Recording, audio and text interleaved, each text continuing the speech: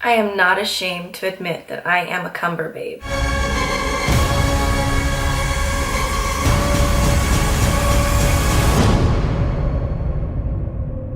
Hey guys, welcome back to my channel. This time I'm going to be doing a review on the movie Doctor Strange. So I just saw the movie last night again for a second time because I just wanted to get everything all into my head and really give a good review on this movie. First things first, Benedict Cumberbatch has the most gorgeous hands ever. Fun fact about me, nice hands, that's like something I'm attracted to. I don't know why. There's a specific hand and he has like the perfect hand. So like of course he's gonna have perfect hands. It's Benedict Cumberbatch, like he had to be perfect. Even down to his hands.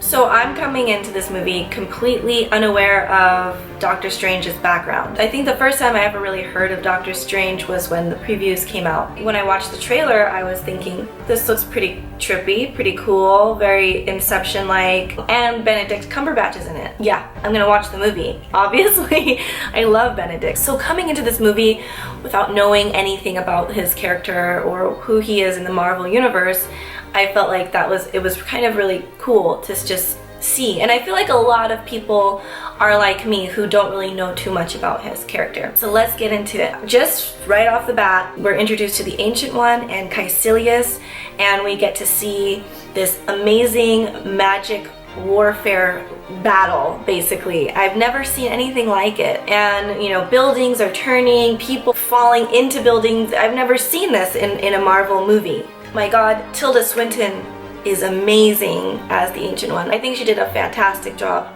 actually. She's always great at what she does. She's one of the best actresses ever. And she's got such a sweet smile, such a pretty smile. She's got a very, very, very serious face, and she plays that up very well in almost all of her movie roles. But when you watch her on like interviews, she'll crack a smile and it's just really, it lights up the whole room. She's really beautiful. She sold me on her being this monk type badass person. I mean, I was so into her character. I kept wanting to see more and more and more. Then we are introduced to Caecilius.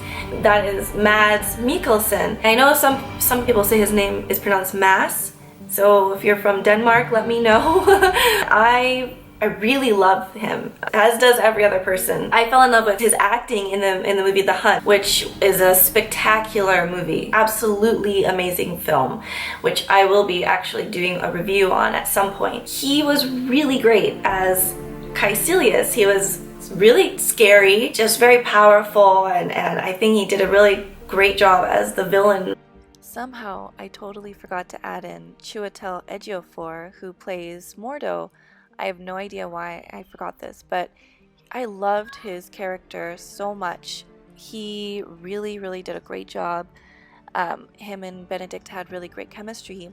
And at the end of the movie, after the credits, I was really confused with that scene. I'm not too sure about his background or the background of Mordo.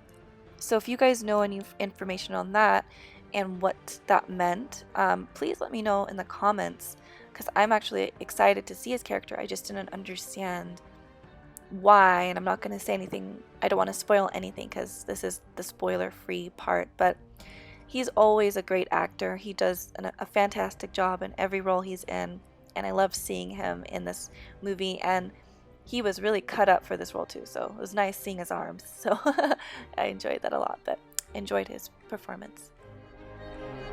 And now to Benedict. We're just fangirling over Benedict because he looks so good in that doctor's uniform. Like, oh my god. But yeah, it's just, we get his character. He's smart, he's arrogant, he's handsome, he's cool. They get to the scene where he's pulling out a bullet freehand, and it's just so intense. This is how we're introduced to his character. And we find out his love interest is Rachel McAdams, who is my girl crush, always and forever. I love her. She wasn't in the movie a whole lot, but when she was in the movie, she killed it. She fit really well with Benedict in the movie. They had really good chemistry. And we see him driving, and then we see him get into the car accident, which, by the way, I don't know how he even survived this car accident. Like, that must be a really safe car. I have no idea how he survived. And his hands are messed up. He wakes back up. He's like, what have you guys done? His career's over. He's got nerve damage. His hands are shaking. There's no way he can be a neurosurgeon anymore. He's trying to do all these experiments, these procedures, and he just wants anything to be done. Skip forward and we meet Jonathan Pangborn, who I guess was paralyzed and eventually could actually walk. He goes and he tries to find him, and he gives him the information, and he tells him go to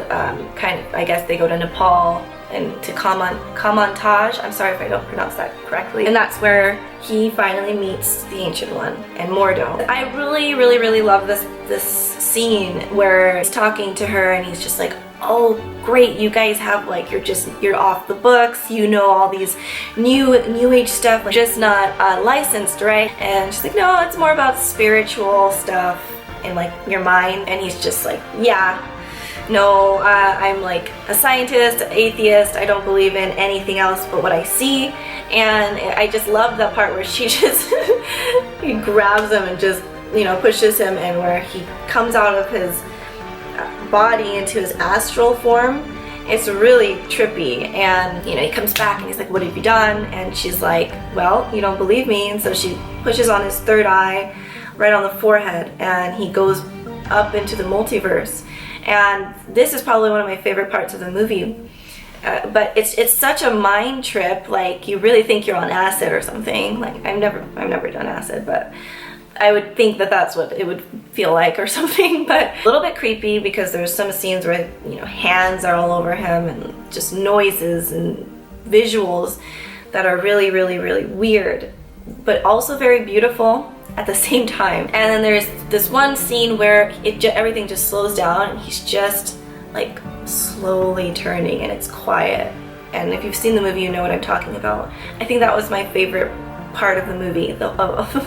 There's a lot of great scenes that I really loved, but there's just something so significant about that part, because it was so breathtakingly beautiful, but at the same time, it just makes you feel like we are so insignificant. We're so small compared to the whole universe. And it was just, I don't know, beautifully done. Finally, he comes back and he's like, okay, teach me, I want to know everything. Eventually we get to him, the montage of him learning how to use magic. This is what is very different. So in other Marvel movies, I've never seen magic being used. I had no idea that there was another, okay, there's Scarlet Witch. I guess that's magic too. There's other characters too who use magic. But I've never seen it like done like this. And so it was quite interesting to see that. And doing further research on Doctor Strange, because I like to do research. I kind of read up on more things and watched a lot more videos, and I noticed that he actually can like see demons and stuff and like things that are plaguing the human race. He sees it with his third eye, and he sees everyone, what they're suffering with, which I don't know, it made me really want to read the comics. At this point, he might be my favorite character in the Marvel Universe, which is saying a lot. Okay, no, Winter Soldier is my favorite. Sorry, Winter Soldier. But after Winter Soldier, overall, the movie was great. Great action, great visuals, great acting. Everybody did a great job. I give the rating a 9 out of 10. There was one scene that I was just it wasn't believable for me, and I was just like, But other than that, it was really great. I would recommend seeing the movie. I've seen it twice now. I think it's really worth the money. I watched it in 3D the first time, and then I watched it in just the standard form. And so I think it's worth it to watch it in 3D. I don't know, I'd love to see it again. Like, it was really cool. It was really well done. Before we get into spoilers, did anyone else catch the biblical references? Like the Ancient One is kind of God, and Caecilius is kind of like Lucifer, where he kind of rises up against God and was kind of cast out, and he takes some people, like his disciples, with him, as where Lucifer was cast out, and then the third of the angels were cast out with him. Doctor Strange is kind of Jesus' character in a way. And then we even saw like the apple. It's interesting because when you go to the scene with the apple, there was already a bite taken out. Apple, Adam and Eve. It's very interesting. There was a lot of subliminal messaging in that movie. So spoilers, so if you have not seen the movie, please leave now. I don't want to ruin it for you. Go watch the movie. Go see the movie. Go, you, see the movie. Go now. Bye. The part that I did not think was believable was when Doctor Strange is stabbed. He goes to see Christine at the ER, comes out of his body into his astral form, and she freaks out, which she should. But then she's just like, oh, okay, what am I seeing? And he's just like, this is my astral form. And she kind of is like, oh, all right, and just goes right back to it. I don't know, I felt like that was a little bit unbelievable because I would be freaking out if I saw that, like, really badly. That was the only thing that was just like, I don't really believe that. I don't buy it. The three other things that I wanted to point out. So the Ancient One ends up dying, and I'm really hoping that she ends up coming back for the next movie. I feel like her character is so cool and so good. I just feel like it would be a waste of her to not come back. Number 3 would be Caecilius dying. I mean, we didn't really see him die, but you know, I'm hoping that he comes back too. Then the 4th part, and this is probably my second favorite part of the movie, this is when Doctor Strange meets Dormammu, and he gets in the time loop, and he keeps coming back, and he gets killed in every single way you can think of, but he keeps coming back, and he would have done this for eternity for the human race. After, you know, doing my research on Doctor Strange and seeing how he would take on people's plagues or demons and put it into himself, which made me really fall in love with his character.